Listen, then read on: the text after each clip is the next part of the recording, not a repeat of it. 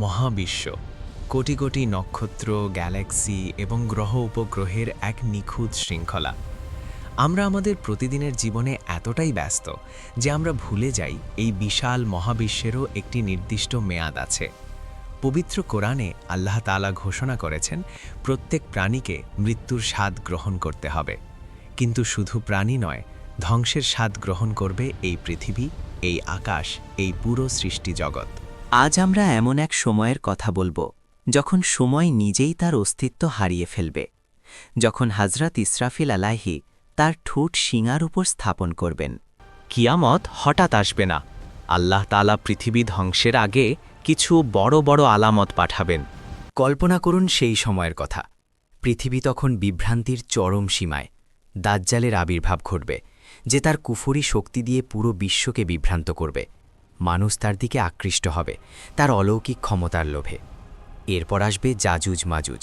তারা এমন এক ধ্বংসাত্মক জাতি, যারা পৃথিবীবাসীর পানীয় সম্পদ শেষ করে ফেলবে, এবং তাদের তীরের আঘাতে আকাশবাসীও অস্থির হয়ে পড়বে।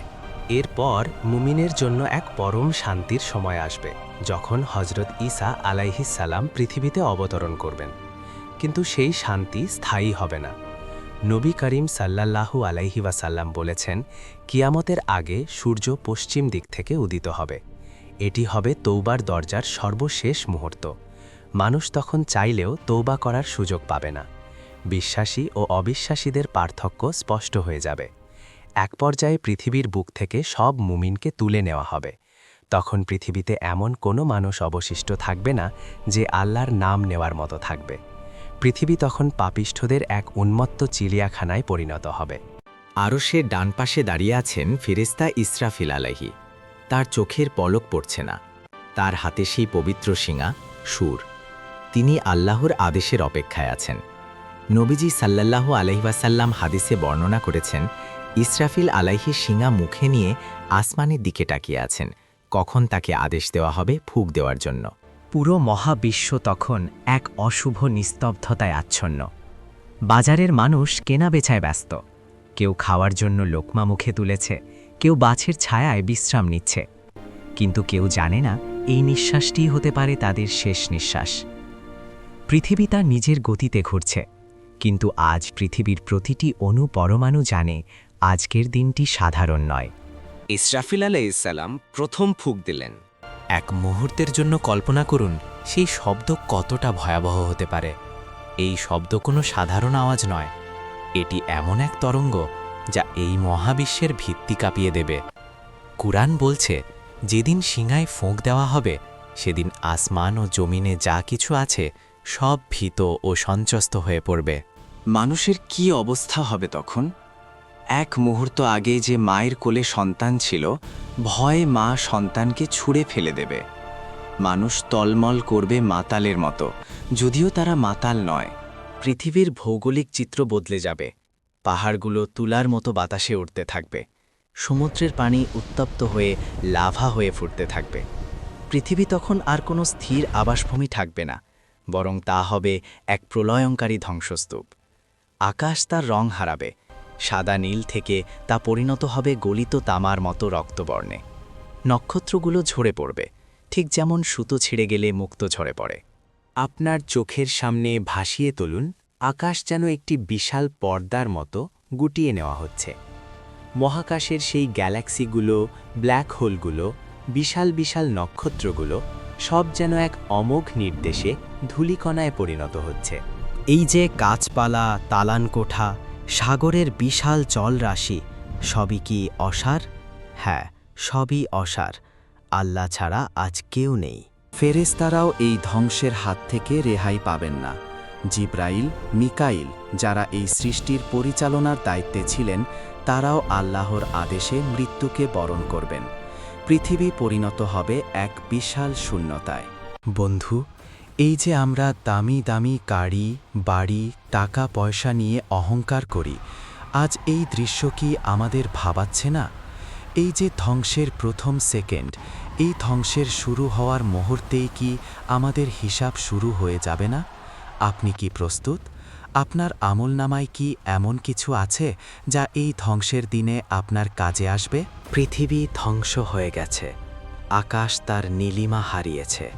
সমস্ত নক্ষত্র, সমস্ত গ্রহ এবং গ্যালাক্সি আজ ধূলিকণার মতো মহাকাশের অতলে হারিয়ে গেছে। যে সমুদ্র একদিন উত্তাল ছিল তা এখন এক নিশ্চুপ আগুনের কুণ্ডলী। এই সেই মুহূর্ত যা কল্পনা করলে মানুষের হৃৎপিণ্ড কেঁপে ওঠে।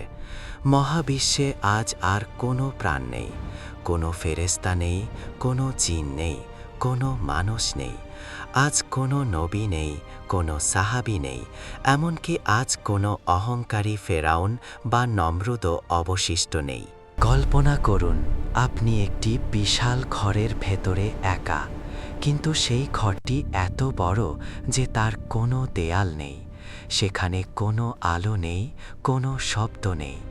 এই অসীম শূন্যতায় আপনি শুধু অনুভব করছেন এক চূড়ান্ত নিঃসঙ্গতা। হাদিসে বর্ণিত আছে, এক পর্যায়ে আল্লাহ তাআলা মালাকুল মাউতকে, মৃত্যুর ফেরেশতা, ডেকে বলবেন, হে মৃত্যুর ফেরেশতা, সব প্রাণের আত্মা গ্রহণ করো। আজরাইল আলাইহি সেই আদেশ পালন করবেন। সর্বশেষ প্রাণ হিসেবে তিনি নিজেকেই উৎসর্গ করবেন। তারপর আল্লাহ তাআলা ডাকবেন, আজ রাজত্ব কার? কোনো উত্তর নেই, কারণ উত্তর দেওয়ার মতো কেউ বেঁচে নেই। আল্লাহ তাআলা নিজেই সেই প্রশ্নের উত্তর দেবেন যা সৃষ্টির শুরুতে ছিল এবং সৃষ্টির শেষেও থাকবে। লিল্লাহিল ওয়াহিদিল কাল্লাহ, একমাত্র আল্লাহ যিনি অদ্বিতীয় এবং পরাক্রমশালী। এই বাক্যটি এমন একটি সত্য যা মহাবিশ্বের প্রতিটি ধূলিকণায় অনুরণিত হচ্ছে। আজ আর কোনো ক্ষমতার লড়াই নেই, আজ আর কোনো সিংহাসন নেই, আজ আল্লাহ ছাড়া আর কিছুই নেই। ইসলামী বর্ণনা অনুযায়ী এই মহাপ্রলয় এবং পুনরুত্থানের মাঝখানে একটি দীর্ঘ সময়ের ব্যবধান থাকবে। রাসূলুল্লাহ সাল্লাল্লাহু আলাইহি ওয়াসাল্লাম বলেছেন, এটি কি ৪০ দিন, নাকি ৪০ বছর, নাকি ৪০,০০০ বছর, তা কেবল আল্লাহই জানেন। এই ৪০ সময়কাল জুড়ে পৃথিবী থাকবে এক বিশাল কবরস্থানের মতো। সেখানে প্রাণের কোনো স্পন্দন নেই। পৃথিবী তার সমস্ত চিহ্ন হারিয়ে ফেলে এক সমতল ময়দানে পরিণত হয়েছে। কোনো উঁচু পাহাড় নেই, কোনো উপত্যকা নেই, সব যেন এক মসৃণ চাদর দিয়ে ঢাকা। এই সময়টাতে আল্লাহ তাআলা আসমান ও জমিনকে পুনরায় নতুন করে সাজাবেন। মানুষ তখনও জানে না যে তাদের জন্য আরও ভয়ঙ্কর একটি দিনের অপেক্ষা চলছে। তারা তখনও কবরের গভীরে বা ধ্বংসের স্তূপে এক পরম ঘুমে আচ্ছন্ন। হঠাৎ সেই শূন্য মরুভূমিতে আকাশ থেকে এক অদ্ভুত বৃষ্টি নামবে। এই বৃষ্টি পৃথিবীর সাধারণ বৃষ্টির মতো নয়। এই বৃষ্টির সংস্পর্শে মাটির নিচে পড়ে থাকা মানুষের হাড়, পচে যাওয়া শরীরের মাংসপেশিগুলো পুনরায় বাড়তে শুরু করবে। মানুষের শরীরে প্রাণ ফিরে আসার প্রক্রিয়াটি হবে অতি প্রাকৃত। আল্লাহ তাআলা কোরআনে বলেছেন, যেমনটি আমি প্রথমে সৃষ্টি করেছিলাম ঠিক সেভাবেই পুনরায় সৃষ্টি করব। মানুষ তাদের মেরুদণ্ডের হাড়ের নিচের অংশ আজবুজ জানাব থেকে পুনরায় গজিয়ে উঠতে শুরু করবে। মাটি ফেটে মানুষ বের হবে, যেন কোনো বিশাল মাঠে বীজ থেকে গাছ অঙ্কুরিত হচ্ছে। কারো শরীরে তখন কোনো কাপড় নেই, কারো শরীরে কোনো অলংকার নেই। মানুষ তখন ঠিক তেমনি যেভাবে মায়ের পেট থেকে পৃথিবীতে এসেছিল। আপনি কি ভাবছেন, আপনি যখন আজ আয়নায় নিজেকে দেখেন, আপনার এই রূপ, আপনার এই বাহ্যিক সৌন্দর্য সবই কি সেদিন থাকবে? না, সেদিন সবাই একই রকম। কোনো রাজা নেই, কোনো প্রজা নেই, শুধু আল্লাহর সামনে দাঁড়িয়ে থাকা এক অসহায় সত্তা। আমাদের আমলনামাগুলো কি প্রস্তুত? যেদিন এই বৃষ্টির মাধ্যমে আমাদের দেহ পুনরায় গঠিত হবে, সেদিন কি আমরা সেই আমলগুলো নিয়ে উঠতে পারব যা আল্লাহর কাছে গ্রহণযোগ্য হবে? এই স্তব্ধতা আসলে একটি সতর্ক বার্তা। আমরা হয়তো ভাবছি পৃথিবী চিরস্থায়ী, কিন্তু মহান স্রষ্টা আমাদের মনে করিয়ে দিচ্ছেন যে একটি নিঃশ্বাসের দূরত্বেই আছে সেই মহাসত্য। আপনি যদি মনে করেন যে আপনার জীবন আপনার নিয়ন্ত্রণে, তবে ভুল ভাবছেন। আপনার প্রতিটা মুহূর্ত আল্লাহর হাতের মুঠোয়। বৃষ্টি থামল, মাটি ফেটে জেগে উঠল কোটি কোটি মানুষ। প্রথম যে চোখটি খুলবে সেটি হবে আমাদের প্রিয় নবী মোহাম্মদ সাল্লাল্লাহু আলাইহি সাল্লামের চোখ। মানুষ তখন হতভম্ব। তারা একে অপরের দিকে তাকাচ্ছে বিস্ময় আর আতঙ্কে। কোনো শব্দ নেই, শুধু নিঃশ্বাস নেওয়ার শব্দ। হঠাৎ সেই আকাশ থেকে এক প্রচণ্ড ডাক আসবে, হাসরের দিকে চলো। হাসরের মাঠের দিকে মানুষের এই যাত্রা হবে পৃথিবীর দীর্ঘতম এবং সবচেয়ে কঠিন যাত্রা। সূর্যের তাপ আজ আর আকাশ থেকে অনেক দূরে নেই। হাদিসে বর্ণিত সূর্য মানুষের মাথার মাত্র 1 মাইল ওপরে নেমে আসবে। মানুষ তখন তার নিজের খামেই ডুবে যাবে, কারো খাম কোরালি পর্যন্ত, কারো বুক পর্যন্ত, কারো নাক পর্যন্ত। যে যেমন আমল করে এসেছে সেই অনুযায়ী সে তার নিজের খামের সমুদ্রে হাবুডুবু খাবে। এই অসহনীয় গরমে মানুষ যখন তৃষ্ণায় ছটফট করবে, তারা যখন এক ফোঁটা পানির জন্য হাহাকার করবে, তখন চারদিকে শুধুই আর্তনাদ। কোনো পিতা তার সন্তানকে চিনছে না, কোনো স্বামী তার স্ত্রীকে দেখছে না। সবাই আজ নিজের চিন্তায় অস্থির। এই ভয়ঙ্কর পরিস্থিতিতে মানুষ যখন আর সহ্য করতে পারবে না, তারা তখন একে একে পৃথিবীর শ্রেষ্ঠ মানুষদের কাছে যাবে। মানুষ প্রথমে যাবে হজরত আদম আলাইহির কাছে। তারা বলবে, হে আদম, আপনি মানবজাতির পিতা, আপনি আল্লাহর কাছে আমাদের বিচার শুরু করার জন্য সুপারিশ করুন। আদম আলাইহি বলবেন, আমি আজ সুপারিশ করতে পারব না। আমার সেই ভুলটির কথা মনে পড়ছে যা আমি করেছিলাম। মানুষ তারপর যাবে হজরত নূহ আলাইহির কাছে। তিনিও বলবেন, আমি পারব না। এরপর তারা যাবে ইব্রাহিম আলাইহে, মুসা আলাইহে এবং ঈসা আলাইহের কাছে। একে একে সবাই একই কথা বলবেন, আমি লজ্জিত, আমার নিজের আমলের হিসাব নিয়ে আমি আজ ভীত। কল্পনা করুন সেই মুহূর্তটি, যে নবীদের আমরা পথপ্রদর্শক হিসাবে মেনে এসেছি, আজ তারাও আল্লাহর ভয়ে কম্পমান। পুরো মানবজাতি তখন দিশাহারা। পৃথিবী তখন এক বিশাল সমুদ্র, যেখানে মানুষ স্রোতের টানে ভেসে বেড়াচ্ছে আর সাহায্যের জন্য আর্তনাদ করছে। যখন পৃথিবীর বড় বড় নবীরাও তাদের অক্ষমতার কথা জানাবেন, তখন মানুষ আসবে মানবতার পরম আশ্রয়স্থল আমাদের প্রিয় নবী মোহাম্মদ সাল্লাল্লাহুর কাছে। তিনি যখন তাদের অবস্থা দেখবেন, তিনি তখন বলবেন, আমি এই কাজের জন্য যোগ্য। লাখ লাখ মানুষের আর্তনাদ শেষে একজন মানুষ যখন আল্লাহর আরশের সামনে গিয়ে সিজদায় লুটিয়ে পড়বেন, তিনি আল্লাহর প্রশংসায় এমন সব ভাষা ব্যবহার করবেন যা পৃথিবী আগে কখনো শোনেনি। তিনি কাঁদবেন, তিনি আমাদের জন্য কাঁদবেন। আল্লাহর আরশের নিচে সিজদা দিয়ে তিনি বলবেন, হে আমার রব, আমার উম্মত, আমার উম্মত। সেদিন তিনিই হবেন একমাত্র ব্যক্তি যিনি আমাদের জন্য আল্লাহর দরবারে সুপারিশ করবেন। আল্লাহ তাআলার ক্রোধ এবং করুণার সংমিশ্রণে বিচার শুরু হবে।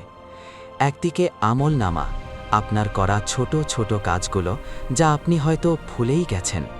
অন্যদিকে মিজানের পাল্লা, আপনার প্রতিটি কথা, প্রতিটি দৃষ্টি, প্রতিটি গোপন কাজ আজ প্রকাশ হয়ে পড়বে। মানুষ তখন কি চাইবে? সে চাইবে তার আমলনামা যেন কেউ না দেখে, কিন্তু না, সেদিন সব প্রকাশিত হবে। গোপন কিছুই গোপন থাকবে না। বন্ধু, আপনি কি কখনো ভেবেছেন হাসরের সেই ভয়াবহ দিনে, যেদিন মানুষ সূর্যের উত্তাপে জ্বলছে, সেদিন আপনার কি কোনো আশ্রয় থাকবে? সেই আশ্রয় হয়তো আপনার আজকের ছোট্ট একটি দান, অথবা আপনার শেষ রাতের চোখের পানি, অথবা আপনার কোনো গোপন ভালো কাজ। আল্লাহর আরশের ছায়া কি সেদিন আপনাকে আশ্রয় দেবে? এই প্রশ্নটি আজ নিজেকে করুন, কারণ সেই দিনটি আসতে খুব বেশি দেরি নেই। সব কিছু শেষ হওয়ার পথে। হাসরের মাঠে বিচারের সূর্য মাথার ওপর তাও তাও করে জ্বলছে, কিন্তু আজ আর কোনো পালাবার পথ নেই। আজ কোনো উকিল নেই, কোনো সাক্ষী নেই। আপনার শরীরের অঙ্গপ্রত্যঙ্গরাই আজ আপনার বিরুদ্ধে সাক্ষ্য দেবে। আপনার হাত বলবে, হে আল্লাহ, আমি অন্যায় কাজে লিপ্ত ছিলাম। আপনার পা বলবে, আমি আযাবের দিকে হেঁটে গিয়েছিলাম। সেদিন প্রতিটি মানুষের সামনে তার আমলনামা তুলে ধরা হবে। সেটি এমন একটি রেকর্ড যেখানে কোনো কিছুই বাদ পড়েনি। আপনার ছোট থেকে ছোট ভুল, আপনার করা লোক দেখানো ইবাদত, আপনার মিথ্যে প্রতিশ্রুতি আজ উজ্জ্বল হয়ে আপনার সামনে ভেসে উঠবে। বিচারের এক পর্যায়ে আসবে মিজান বা পরিমাপের পাল্লা। যার আমলের পাল্লা ভারী হবে সে সফল, আর যার আমল হালকা হবে তার ঠিকানা হবে অতল অন্ধকার। মিজানের পাল্লায় কি ওজন করা হবে? আপনার নামাজ, আপনার রোজা, আপনার দান এবং সর্বোপরি আপনার আখলাক। কিছু মানুষ দেখা যাবে যারা দুনিয়াতে অনেক ইবাদত করেছিল, কিন্তু মানুষের হক নষ্ট করেছিল। তাদের সব নেকি পাওনাদারদের দিয়ে দেওয়া হবে, তাদের পাল্লা শূন্য হয়ে যাবে। এটা কি এক ভয়াবহ দৃশ্য নয়? হাসর শেষ হওয়ার পর আসবে সবচেয়ে বড় পরীক্ষা, পুল সিরাত, জাহান্নামের ওপর স্থাপিত একটি পুল, যা চুলের চেয়ে সূক্ষ্ম এবং তলোয়ারের চেয়ে ধারালো। নিচে চলন্ত আগুনের দাউ দাউ শিখা। আপনাকে সেটি পার হতে হবে। কিভাবে পার হবেন? হাদিসে বলা হয়েছে আপনার ঈমান এবং আমল অনুযায়ী আপনি সেই পুল পার হবেন। কেউ বিদ্যুতের গতিতে, কেউ বাতাসের বেগে, কেউ ঘোড়ায় চড়ে, আবার কেউ হামাগুড়ি দিয়ে।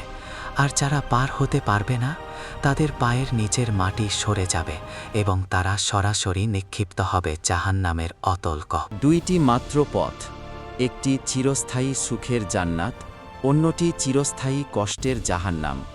সেদিন কোনো দ্বিতীয় সুযোগ আর থাকবে না। আজকের এই দুনিয়া, যেখানে আমরা নিজের মর্জি মতো চলি, এটি হবে শেষ সুযোগ। বন্ধুরা, এখন আপনার সামনে শুধু দুটি রাস্তা। আপনি কি সেই ব্যক্তি হতে চান যে হাসরের উত্তাপ থেকে বাঁচতে আল্লাহর রহমতের ছায়ায় আশ্রয় নেবে, নাকি আপনি সেই ব্যক্তি হতে চান যে সেদিন নিজের আমলের কারণে লজ্জিত হবে? এই জীবনটা একটা নাটকীয় মঞ্চ মাত্র। আমরা আজ অভিনেতা, কিন্তু পর্দা নামার সময় হয়ে এসেছে। এই ভিডিওটি দেখার পর আপনি কি আজও আগের মতোই থাকবেন? আপনার কি একটুও ভয় হচ্ছে না সেই দিনটির জন্য?